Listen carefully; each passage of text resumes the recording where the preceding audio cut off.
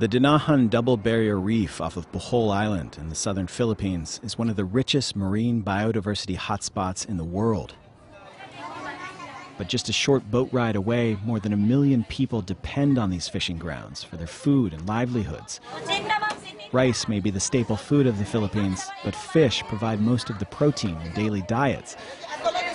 And as the population of communities like this one soar, nearly tripling in the last 3 decades, the effect on the reef has been devastating. Fishermen are resorting to extreme tactics to boost their declining catch. We captured one boat this morning. Nazario Avenido and his group of volunteers operate 24-hour patrols trying to protect their local fishing grounds. Illegal fishing has become rampant. Many use dynamite or cyanide, indiscriminately killing everything within their reach. Avenido has confiscated more than 50 boats and hundreds of illegal nets in recent years. Today, he seized this boat. Its owner, who escaped capture, was using a banned net that wreaks havoc on spawning grounds and sensitive corals. Avenido says the violators aren't bad people. They're just hungry. Because there is no other solution, especially when they are a very poor family. Poor in a country that has one of the highest population growth rates in all of Southeast Asia, every year adding about 2 million more mouths to feed. It's a hell of a problem. I think you just need to look at the statistics. Congressman Walden Bello says the Philippines is already beyond its carrying capacity. And that's today, with a population just shy of 100 million people. And so the demographers are really worried because they feel that most likely at the earliest we'll be stabilizing at around 200 million in 2080. That eventual doubling of the population presents an existential threat to the Philippines, especially for the people who depend on its natural resources for food. I traveled to a rural fishing village called Humayhumay to see how the issues of population growth, food, and the environment are connected. And what I found was surprising. Jason Bostero and his wife Krishna both grew up in large families typical of this area. But unlike the generations before them, the Bosteros made a deliberate choice to have only 2 children, James and Cyril Jean, ages 6 and 9. My income is just right to feed us 3 times a day. It's really, really different when you have a small family. That choice to have a smaller family was motivated by memories of going hungry as young children. In my case, we were really hard up before. Sometimes we would only eat once a day because we were so poor. We couldn't go to school. I did not finish school because there were just so many of us. The reason the Bosteros were able to have a smaller family is because they could choose to. A community-based family planning program has made birth control options like the pill accessible and affordable at about 70 cents a month for the first time in their village. In villages, we train and identify community-based distributors like this to be able to sell pills and condoms anytime. Dr. Joan Castro started the program here. This becomes as easy as buying soft drinks or matches. She's with the Path Foundation Philippines, a group funded mostly through USAID. And what makes her program unique is its emphasis on local partners. Which brand of birth control pills are you selling more of? Well, they like the yellow one because it's cheaper. How much is it? It used to be 35 pesos, then it was 38, now it's 41. The idea is to be able to bring access to the people. Access that in remote villages like Humayhumay was non-existent before the Path Foundation came in. In just 6 years since the program was first established here, family sizes have plummeted from as many as 12 children to a maximum of about 4 today. This village is one of the Path Foundation's longest-running case studies, and what it's showing is how closely tied family planning is with environmental conservation and putting food on the table. Out on the Dinahan Double Barrier Reef, where Jason Bostero fishes every morning, the shift to smaller families is already paying dividends. He and his neighbors have created a marine preserve to help revive fish stocks, and it's working. With smaller families, thinking about future generations is a luxury fishermen like Bostero can afford.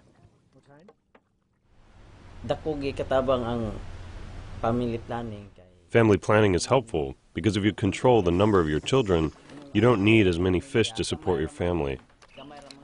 If you have many children, it's difficult to support them. Outside of Humayhumay, where birth control remains largely out of reach, the struggle to put food on the table from one day to the next dominates life.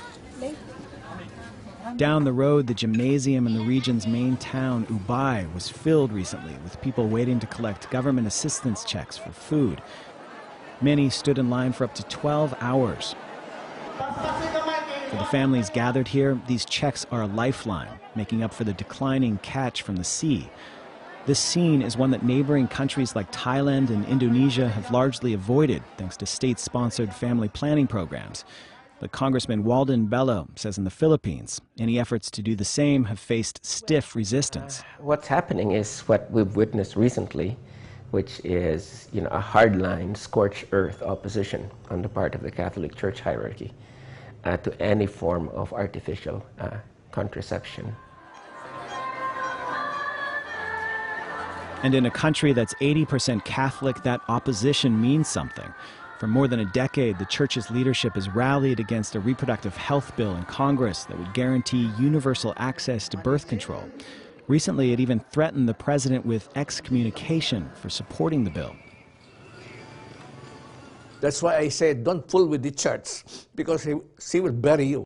Filipino Archbishop Emeritus Oscar Cruz says the key to everyone having enough food to eat is a question of development, not population control. Once I was asked, which would you prefer, to have less mouth to feed or to have more food to eat? And I said, is there a choice there? Come on, if you have more mouth to feed, then produce more food to eat, not the other way around. But that challenge to produce more food is already testing the limits of ecosystems, both on land and sea. Today, the Philippines imports more rice than any other nation on the planet. And according to the World Bank, every major species of fish here shows signs of severe overfishing. Technological advances have helped boost the food supply, but they failed to keep pace with the Philippines' surging population growth. Maternity wards like this one at a Manila hospital are overwhelmed. Dr. Esmeraldo Elim heads the hospital's family planning unit, but spends most of his time these days with new mothers. She's only 29 years old. This is her 7th child. According to the Guttmacher Institute, more than half of all pregnancies in the Philippines are unintended. It's the poor who come here for maternity care. But if they want to prevent pregnancies, they're out of luck.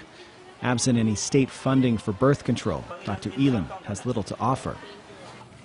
That's a stark contrast to the Bohol Island fishing village, Humayhumay, where family planning is as close as the corner store. Here, the Path Foundation Philippines program has taken on a life of its own. The project is now fully integrated with the local government's rural health unit. The vision of the project is, in this community, you see more children educated who are able to become leaders and speak out for themselves in the future and be able to become stewards of their own sexuality and the future environment. This is the legacy.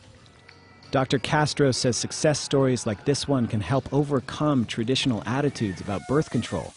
Jason and Krishna Bostero, both practicing Catholics, don't see a conflict between their religious beliefs and family planning. For them, it's about something much more immediate, like what kind of future they're going to pass on to their 2 children. I don't want them to be like us, just to fish the sea, just to farm the land. This is not an easy way to earn a living. You are exposed to the sun. It's better if they can finish their courses so they can have comfortable lives. With both of their children in school, the Bosteros are hopeful about their future.